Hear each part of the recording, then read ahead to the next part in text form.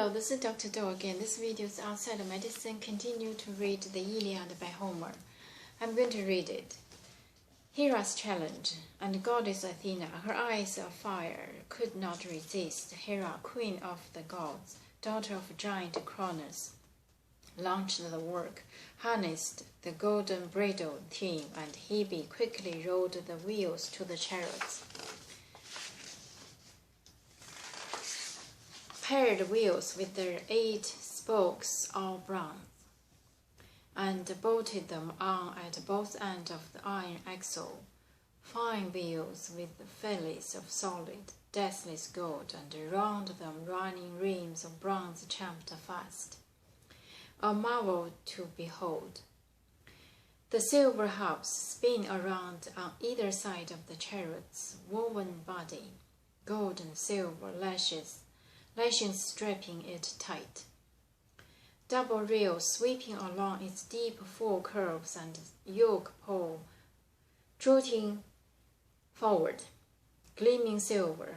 There at the tip she bound the gorgeous golden yoke.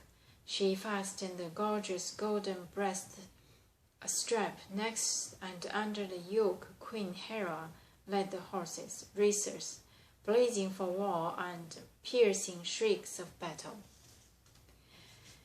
Then Athena, child of Zeus, whose shield is thunder, letting fall her supple robe at the father's threshold, rich brocade, stitched with her own hands' labor, donned the battle shirt of the Lord of Lightning, buckled her breastplate, geared for wrenching war, and over her shoulders slung her shield, all tassels, flaring terror, panic mounted high in a crown around it, heat and defense across it, assault to freeze the blood, and right in their midst the Gorgon's monstrous head, that rippling dragon horror, sign of storming Zeus.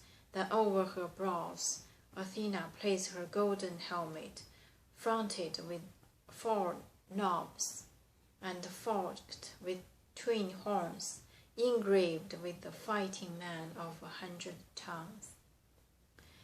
Then onto the flaming chariots Pallas set her feet, and seized her spear, weighted, heavy, and a massive shaft.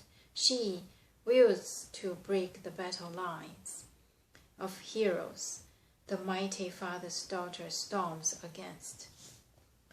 A crack of the whip, the goddess Hera lashed the team, and all on their own force the gate of heaven thundered open, kept by the seasons, guards of the vaulting sky and Olympus heights, empowered to spread the massing clouds, or close them round once more.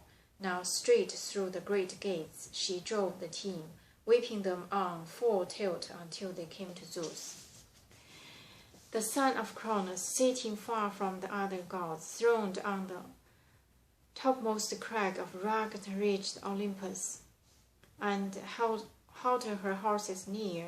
The white-armed Hera called out at once to the powerful son of Cronus, pressing home her question, Father Zeus, look, aren't you incensed at Ares and all his brutal work?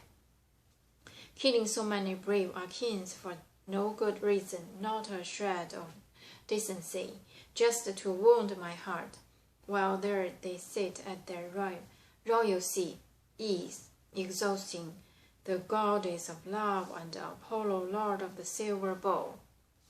They loosed this maniac Ares. He has no sense of justice. Father Zeus, I wonder if you would fume at me if I hurled a stunning blow at the god of war and drove him from the fighting? Zeus, the father who marshals rank of storm clouds, gave commands. Leap to it then, launch Athena against him, the queen of plunder. She is the one, his match, a marvel at bringing Ares down in pain. So he urged, and the white-armed goddess Hera obeyed at once. And again she lashed her team, and again the stallion flew, holding nothing back, carrying between the earth and the starry sky as far as a man's glance can pierce the horizon's misting haze, a scout on a watchtower who scans the wide dark sea. So far do the soaring, thunderous horses of the gods leap at the single stride. And once they reached the plains of Troy, where the two rivers flow, where Simois and Scamander rush together, the white-armed goddess Hera reined her team, loosing them from the chariot's yoke, and round them poured a dense-shrouding mist, and before their hoofs the Simois sprung ambrosial grass for them to gaze. The two immortals stepped briskly as white doves, quivering, keen to defend the fighting men of Argos. Once they gained the spot where the most and the bravest stood, flanking a strong Diomedes, breaker of wide stallions, massed like a pride of lion, tearing raw flesh or ramping bulls, whose fury never flags. The white-armed goddess Hera rose and shouted loud as the brazen voice of great-lunged Sedenta, who cries out with the blast of 50 other men.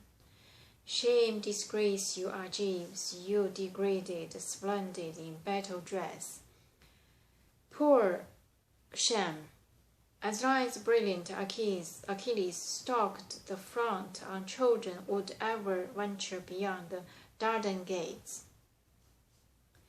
They were so afraid of man's tremulous spear. Now they are fighting far away from the city, right by your hollow ships. So Hera trumpeted, lashing the nerve and fighting fury in each man, as Athena, her eyes blazing, made for Diomedes, hard for his team and car she found the king, cooling the wound that Pandora's arrow dealt him. Sweat from under the heavy buckler flat strap had rubbed him raw. He was chafed and his arm ached from lifting up the strap. Wiping off the blood and dark clods, lay hold of the yoke that bound his team. The goddess Pallas started. So Tydeus' son is half the size of his father, and he was short and slight, but Tydeus was a fighter. Even then, when I forbade him to go to war or make a show himself in others' eyes, that time alone, apart from his men, he marched the message into Thebes. Filled with hodes of Thebans, I told him to banquet in their halls and eat in peace. I'm going to stop here today and continue next time. Thank you for watching.